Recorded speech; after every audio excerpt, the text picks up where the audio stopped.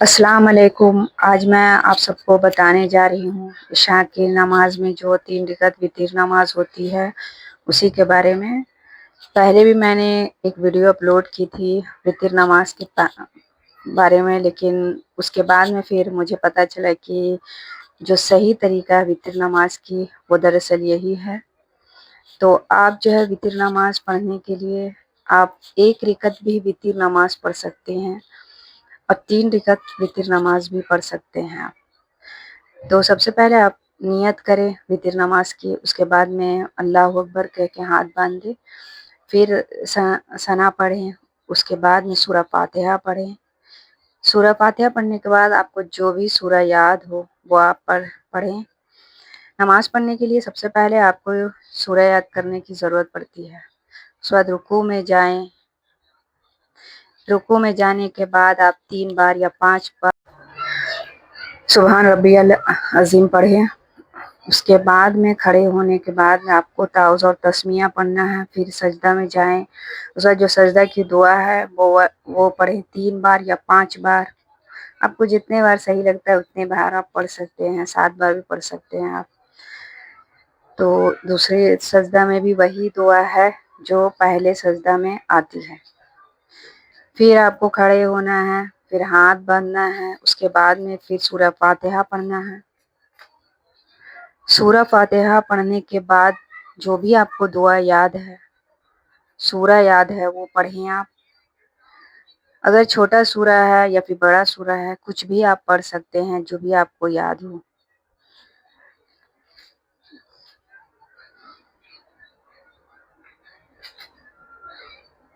ना उसके बाद में आपको फिर से रुकू करना है। रुकू में जो भी आपको जो दुआ है वो पढ़ें, 3 बार पढ़ें, 5 बार पढ़ें। उसके बाद फिर खड़े होना है, उसके बाद में फिर से सजदा करना है आपको। तो ये 2 रकात नमाज कंप्लीट हो गई है।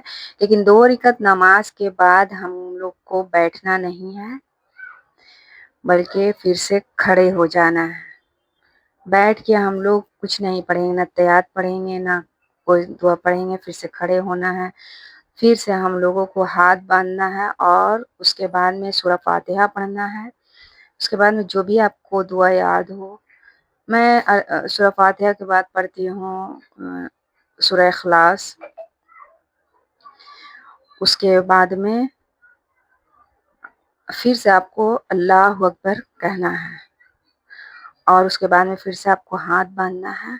अगर आप अल्लाहु अकबर नहीं भी कहें, ये उतना ज़रूरी नहीं है। दुआए क़ुनूत अगर आपको याद ना हो तो आप रब्बना आतिना फिद दुनिया पढ़ सकते हैं। उसके बाद में फिर से आपको सजदा करना है, रुकू करके सजदा करना है और उसके बाद में जो हम लोग तीसरी रकात में बैठेंगे सजदा करने के बाद, फिर हमको अत्तहियात पढ़ना है। अब क्योंकि ये तीसरी रकात है तो हम अत्तहियात पढ़ेंगे, उसके बाद में दरूद शरीफ पढ़ेंगे और उसके बाद में जो भी दुआ आपको याद हो वो पढ़ें। उसके बाद में आप सलाम फेरें।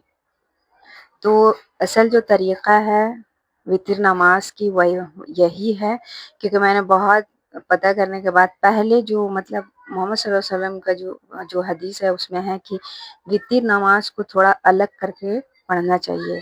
मतलब ऐसे नहीं पढ़ना चाहिए कि वो मगरिब में की तरह हो।